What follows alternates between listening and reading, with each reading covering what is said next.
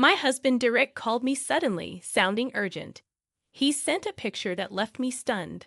Our family home, the one I grew up in, was being torn apart. My name's Kim, and I live with Derek and his mom Mary. I met Derek at work, but I quit after we got married to focus on homemaking. Turns out, Derek seemed sweet before we tied the knot. But he's really a mama's boy. Living with Mary brought out his true colors. He's always putting her first, even over me, his wife. Mary basically runs our household, making all the decisions about everything from decor to meals. I'm left doing all the chores like her servant. Derek doesn't seem to care how tired or unhappy I am. I'm starting to think I married him just to look after Mary. She's getting more arrogant by the day, never openly mean in front of Derek, but constantly making me feel small when we're alone. I can handle some of her insults and the silent treatment, but it's wearing me down. One day, Mary crossed a line. She called my freshly brewed coffee disgusting and splashed it in my face, almost burning me. That was it. I couldn't take it anymore. Tearfully, I told Derek everything when he got home, hoping for support. But he just shrugged it off, saying his mom was just in a bad mood. The next day, Mary was even worse, clearly having heard about our conversation. "How dare you tell my son about our little argument?" she sneered. Then she started attacking my parents, questioning my upbringing. It was too much. I couldn't stand her insults toward my loving parents any longer. I suggested to Derek that we live separately from Mary, but he refused, saying he couldn't disrespect his mom like that. So I made my decision. "Fine, then I'll move out," I said without hesitation. I didn't want to stay in a place ruled by Mary's taste any longer. I quickly filed for divorce and arranged a weekly apartment contract. It took some time to finalize everything, but I knew it was the right decision for my own sanity. The next morning, I left the divorce papers on the table and hurriedly left the house. I really didn't want to go back to my parents' home. I knew Derek might check there first if he came looking for me. I didn't want to cause unnecessary worry or trouble for my parents, so I rushed my move to avoid any further interference from Derek. Afterwards, I arranged a trip for my parents as a gift, using some savings I had from before I got married. My parents were hesitant, but I insisted and sent them on a trip to San Francisco. They deserved some enjoyment, especially since I hadn't been able to properly show my gratitude to them after getting married and always dealing with Mary and Derek. With my parents away, they wouldn't have to deal with Derek causing them any trouble, at least for a while. I was starting to adjust to my new life in the weekly apartment when Derek suddenly called. He had tried several times since I left, but I had ignored all his calls. Reluctantly, I answered the phone, wondering why Derek was calling now. To my surprise, he sounded cheerful, asking how I was. Cautiously, I replied, "What do you want?" He continued unapologetically, saying, "I'm having your family home demolished right now." I fell silent, not understanding what he meant. Demolished? Did you say demolished, like destroying? What on earth are you talking about? "Don't mess with me," I retorted, still not grasping the meaning of his words. He remained nonchalant, saying, "Yeah, I'm selling the land your family home is on to buy my mom a luxurious house." His nonsensical statements left me speechless. With a smug tone, he added, "We're married, so it's shared property, right?" Then he hung up the phone, leaving only the cold electronic disconnected tone. I couldn't believe the ridiculous logic he was using. It sounded like something out of a science fiction movie. I couldn't tell if it was a prank or if he was serious, so all I could do was stare at my silent phone. Then, a notification popped up, a picture from Derek. When I opened it, I saw a house being torn down, its white walls and blue roof just like my family home. I felt the blood drain from my face. Furious, I tried calling him back, but he completely ignored me. Collapsing onto the floor, I couldn't help but feel overwhelmed. Later, I discovered what had transpired after I left.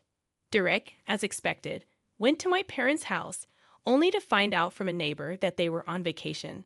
The neighbor also mentioned that I hadn't returned home. This news seemed to enrage Derek. He saw it as unfair that my parents were away while I was elsewhere.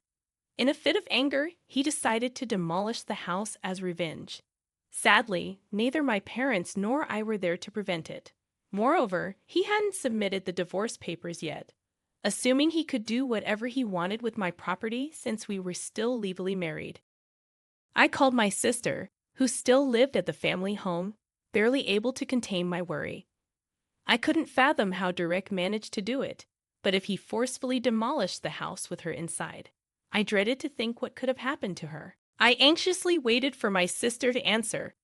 After several rings, she picked up in a relaxed tone, asking what was wrong. Despite my urgency, her attitude remained unchanged, making me feel like I might be overreacting. I hurriedly asked about the house, but my sister's response was unexpected. "Oh, the house. Keith across the street seems to be having some renovation work done or something, but our house is fine."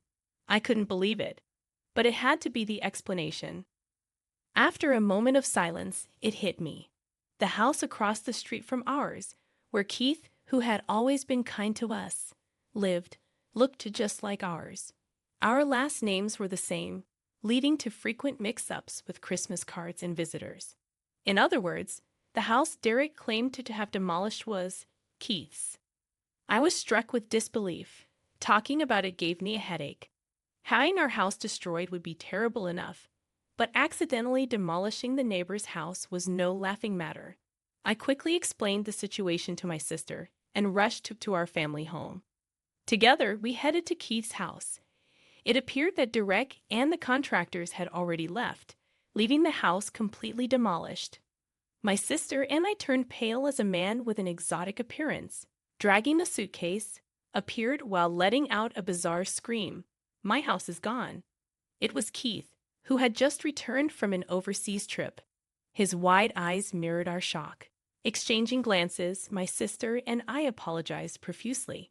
We explained the situation in detail, but it all sounded like excuses. We couldn't help but feel sorry for involving him in all of this. "We're so sorry that your precious house ended up like this." We continued to apologize. We knew that saying sorry wasn't enough, but it was all we could do for now. Keith seemed shocked by the sudden turn of events. When we apologized, Keith lifted his face and spoke kindly, reassuring us, "It's not your fault. There's someone else who needs to take responsibility." Though his tone was gentle, his eyes held a serious demeanor. He suggested a plan to make things right. A few days later, Derek appeared in front of the demolished house with the contractors. I had called him there, taking a gamble on whether he would come or not. Perhaps he was intimidated by the formal protest, or maybe he just wanted to see my distressed face. Either way, he agreed to come. Accompanied by my sister, Keith, and a lawyer, I went to meet him. Derek seemed surprised to see me with allies, but he quickly put on a brave face. "What do you want now? Nothing can be done about the demolished house. Besides, it's our shared property as a married couple. You have no right to complain." Derek still didn't know the truth. Responding with a hint of pity, I told him, "The house you destroyed wasn't my family home. It was Keith's house." As I introduced Keith, Derek visibly shrank back, intimidated by Keith's anger, which was unusual for the typically gentle man. Derek tried to argue back, saying, "But your maiden name is Jackson, right? I checked properly before demolishing it." Hearing that he had demolished someone else's house, Derek started to panic. I sighed, as if to interrupt him, explaining, "It's not that unusual of a last name. We just happen to live in a similar house and have the same last name. But what are the odds?" Despite being genuinely upset, Derek's response sounded almost like a comedic retort in the midst of the tense situation. My sister chuckled beside me, finding the situation amusing. "This is hilarious," she remarked. Ignoring her, I continued, "Besides, do you even understand what shared property means? My family's land isn't part of our shared property. Maybe you should ask this lawyer here for some advice." At my signal, the lawyer handed Derek a business card. Derek seemed surprised, apparently not realizing he was a lawyer, and stared at the card. My sister leaned in, mockingly addressing Derek, "Don't you know Keith Jackson of our city? he's a famous landowner around here. Indeed, Keith was not just an ordinary man. As my sister later explained, he used to be an executive at the company where Derek worked, the same company where I met him. Sometimes Keith's eyes would lose their warmth, and his expressions carried an aura of influence. It's not my fault. Derek finally seemed to realize the gravity of the situation. His previous boldness was replaced by a panicked demeanor.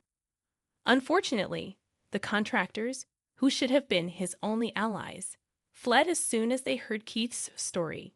They were the kind who would demolish a house without proper investigation. Derek must have been caught by a fraudulent contractor. Enough already? Keith, seeming to have run out of patience, yelled at Derek. The air seemed to tremble with the force of his anger. And make your wrongdoing without any excuses, or do you want to involve the police? At these words, Derek became completely subdued. In the end, with a lawyer present, he agreed to our side's demands, and the situation was settled. Derek signed the divorce papers and was forced to write a letter stating that he would pay compensation to both Keith and me. The compensation amount was quite significant due to the demolition of the house, and Derek had already incurred debt for the demolition costs. The unscrupulous contractor had taken the money and disappeared without a trace, leaving Derek with no one to rely on and struggling to repay the debt. The fallout also affected Mary. She had thought she would live with Derek in the luxurious house. But when her son demolished the house of wealthy landowner Keith Jackson, she instantly became a target of ridicule. Naturally, she could not accept such a situation, and soon she found it difficult to leave her house. As for Keith, although his house was demolished, he hadn't suffered too much damage. The reason he had gone on an overseas trip was his daughter who lived abroad. He had received an international call from his son-in-law, saying that his daughter was about to give birth. Having lost his wife 20 years ago, Keith doted on his grandchild and decided to live abroad with his daughter, as she had previously consulted with him. So he intended to demolish the house and sell the land after selling his business. Of course, he was shocked because the house had disappeared sooner than expected, but he laughed, saying that the result was the same. I didn't inform my parents of anything until they returned from their San Francisco trip, because I didn't want to ruin their vacation. When they returned home and heard the whole story, they turned pale and were speechless. But they were relieved that nothing had happened to me. At my parents' suggestion, Keith stayed at our house until his business was settled. I also moved back to my parents' house from the weekly apartment, and we spent our time reminiscing about our memories with them, who would soon be unable to return to the U.S. for a while. About a month later, the day of Keith's departure finally arrived, and our family went to the airport to see him off. He was carrying a bunch of toys, and he seemed so excited to see his grandchild that he looked like he might start dancing. Although it was a time for goodbyes, his happiness was so infectious that we couldn't help but smile. We waved our hands as we watched him head towards the boarding gate. A few months later, we received several airmail letters from Keith, each containing photos. In every photo, he was holding his granddaughter, looking incredibly happy. My sister said, "They've been nagging us. They want to see their grandchild's face. It's definitely Keith's influence." I agreed. My sister and I had begun to hear our parents expressing their desire for a grandchild as well. Seeing Keith's happy face and the adorable photos of his granddaughter made me want to have a family of my own. But next time I get married, I vow to choose someone who isn't a mama's boy and who will genuinely cherish my family.